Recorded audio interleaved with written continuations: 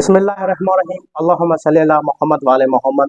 मैं हूँ सैयद अली शेर शाह काज़मी और आप देख रहे हैं काज़मी टॉक्स। मौजूद सामीन, हर इंसान की ज़िंदगी में अप्स और डाउन लाजमन होते हैं, लेकिन आज जो मेरे साथ शख्सियत मौजूद है, मैं जब भी उनसे मिलता हूँ या उनको देखता हूँ, उनके चेहरे पर हमेशा एक उमंग है, एक उम्मीद और मुस्कुराहट होती है। तो मैं ये उनसे जानने की कोशिश करूंगा कि क्या ये गॉड गिफ्टेड है या आपने इनको अपनी स्ट्रगल की वजह से इसको मेंटेन किया हुआ है। तो आपको मिलाते हैं रेस्पेक्टेड सर दोस्त मोहम्मद बलोच साहब। Thank you so much sir, Alishar, thank you. Sir अस्सलाम वालेकुम। सर मैं उम्मीद करता हूँ कि आप बहुत ही खैरियत से होंगे। सर मैं पहले तो आपसे ये जानने की कोशिश करूंगा कि अक्सर व बेशतर हमने ये देखा है कि स्टूडेंट्स इंटरेस्टेड तो होते हैं अपनी लाइफ में, अपनी स्टडीज में इंटरेस्टेड होते हैं, लेकिन वो फोकस नहीं कर पाते, या तो मोबाइल की वजह से या लैपटॉप की वजह से या जो उनके दोस्त होते हैं उनकी वजह से। काइंडली उस पर गुफ्तगू करें। बिस्मिल्लाहिर्रहमानिर्रहीम, थैंक यू फॉर इंटरव्यूइंग मी। जी, जो क्वेश्चन आपने पूछा है, वैसे तो इन क्वेश्चंस के बहुत से एस्पेक्ट्स हो सकते हैं। ऐसे अगर हम कह सकते हैं कि लोगों के साथ बड़े इश्यूज भी होते हैं, शायद डोमेस्टिक भी हो सकते हैं, कुछ और भी हो सकते हैं, और कुछ ऐसे भी हैं कि हम खुद अपनी एक लापरवाही करते हैं, उनकी वजह से भी चीज़ें होती हैं। अब मसला है कि अगर स्टूडेंट्स पीछे हैं या जो है ना वो अपनी स्टडी पे फोकस नहीं कर रहे, कोई वजह तो होगी ना सर। तो अगर हम पूछने की कोशिश करेंगे, असल जो रियलिटी है वो उस पर खुद डिपेंड करता है। वो कैसे?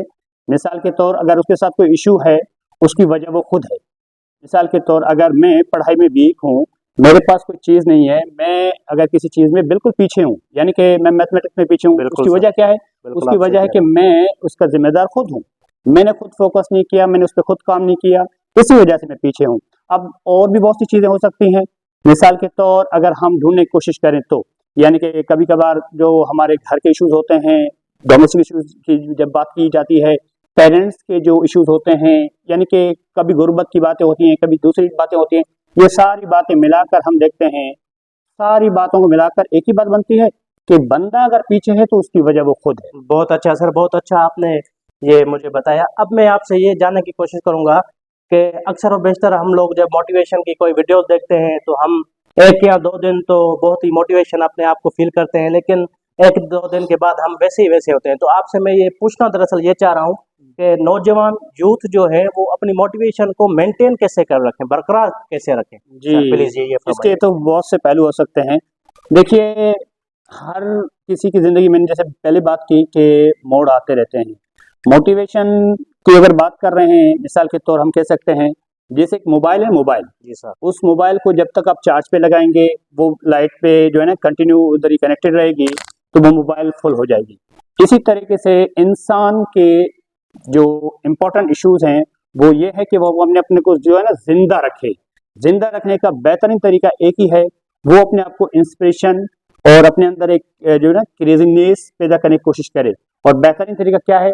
बेहतरीन तरीका एक ही है, आप मोटिवेशनल लेक्चर सुने, मोटिवेशनल लोगों को जो है ना आप उनके साथ बातचीत करने की कोशिश करें, उनके साथ मेलजोल रखें, तभी आपके पास ये चीज़ें आ सकती हैं। इसके अलावा और कोई रास्ता नहीं है। सर मेरा अगला सवाल आपसे ये है कि इस डिजिटल दौर में जहां हमारे पास सेल फोन्स है, मोबाइल फोन्स है, इंटरनेट है और दीगर सहूलत मौजूद है, आप क्या समझते हैं कि इस दौर में बुक्स की इम्पोर्टेंस क्या है आपकी नज़र में? जी जी, क्वेश्चन तो आजकल के हिसाब से बिल्कुल रेलिवेंट है। हम कभी कभार सोचते हैं कि बस ये चीज़ काफ़ी है, ये चीज़ काफ़ी है। मैं दोनों को सपोर्ट करूंगा जी सर। और दोनों को डिफेंस करने की कोशिश करूंगा। पहली बात तो मानते हैं कि ये डिजिटल दौर है। इस दौर में अगर आप एक बटन को क्लिक करेंगे तो आपको दुनिया की सारी चीज़ें मिल जाएंगी। ये चीज़ें जस्ट एक बटन की प्रेस करने से मिल जाती हैं।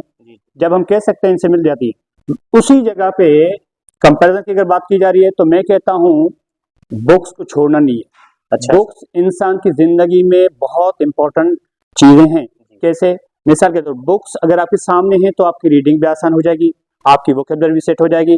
उसके अलावा आपने जो आपकी अगर किसी के पास कोई वीक पॉइंट है रीडिंग में, तो वो बुक सामने होगी। आप उस चीज को 10 दफा रिवाइज करें, 10 दफा उसे देखें, 10 दफा उसे पढ़ने की कोशिश करेंगे, वो आपके सामने है। मैं मानता हूँ वही चीज आपके डिजिटल चीजों में मौजूद है, कंप्यूटर में मौजूद है, मोबाइल्स में मौजूद है। ठीक है, अच्छी बात है।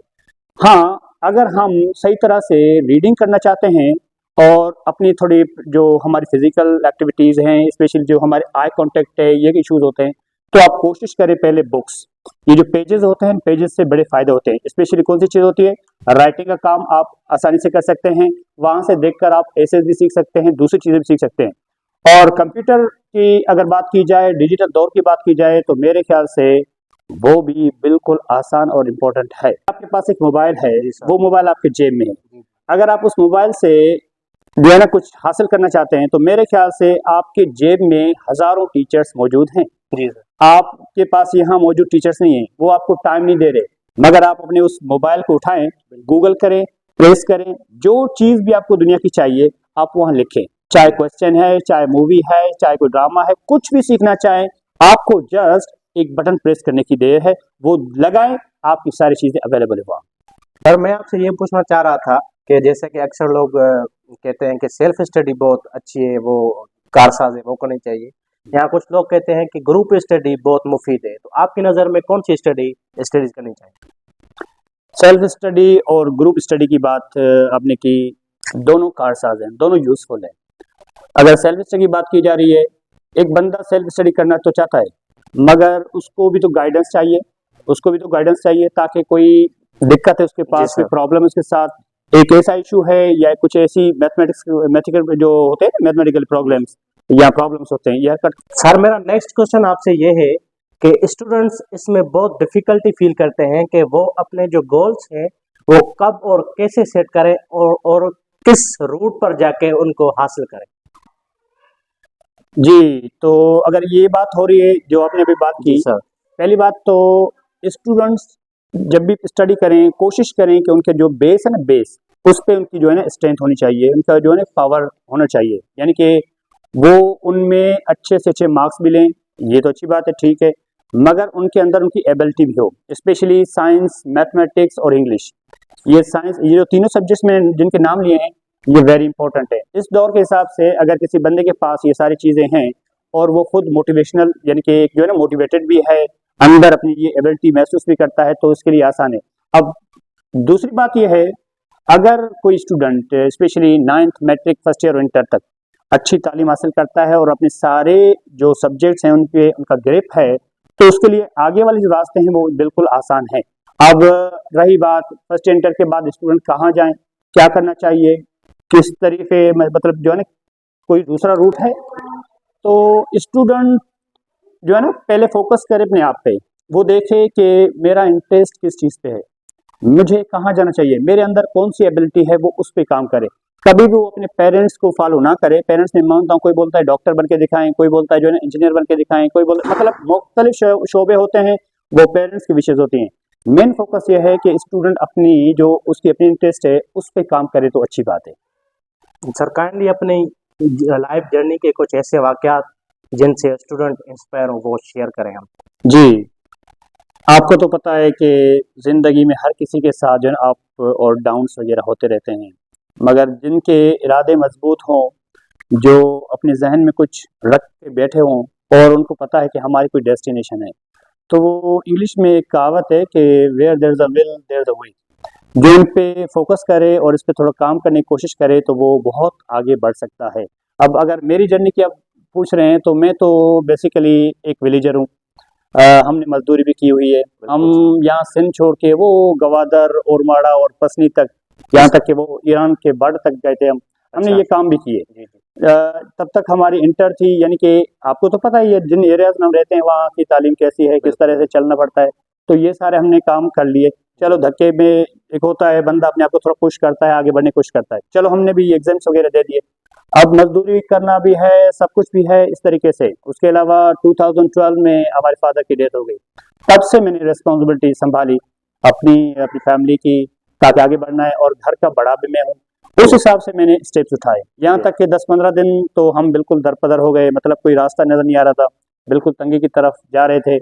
मगर हमारे अंदर एक चीज थी कि इंसान अंदर से कभी मरा हुआ नहीं हो, वो अंदर से हमेशा जिंदा रहे, और हम कोशिश कर रहे कि अपने को जिंदा रखें। मैं जिंदा रखता आया और बहुत से रास्ते खुल भी गए। हमने शुरुआत की आहिस्ता आहिस्ता, यहाँ से करके पीछे आए। हमारे कुछ टीचर्स थे जिन्होंने हमें सपोर्ट की, जिसमें मैं उनका नाम अगर ना लूँ तो ये बहुत बड़ा मैं समझो गुनाह है। जिसमें बहुत जो पुश करने वाला उस्ताद है वो है सर केवी, सर करीम बख्श अब्बासी। वो भी हमारे यहाँ कंडियारों के हैं, माशाल्लाह बड़े टैलेंटेड और मोटिवेशनल टीचर भी हैं माशाल्लाह। इस वक्त किसी कॉलेज में पढ़ा रहे हैं, मोरो में शायद। तो उन्होंने हमें पुश करके भेजी, यूनिवर्सिटी की कोशिश की उन्होंने कि भाई आप जाओ यूनिवर्सिटी, आप कुछ करके आओ। तो हम चले गए यूनिवर्सिटी, 2 साल तक हम वहाँ रहे। और रहा वहाँ जो हम रह रहे थे, वहाँ किसके पास रह रहे थे? वहाँ हम रह रहे थे अपने एक अजीम शख्सियत कंडियारों के हैं, सर मोहम्मद इब्राहिम खोखर साहब, जिनको आप जो है ना आजकल इस नाम से जानते होंगे कि माइक, सर माइक के नाम से वो बड़े मशहूर हैं। तो वो 2 साल में उनके साथ वहाँ रहा यूनिवर्सिटी में।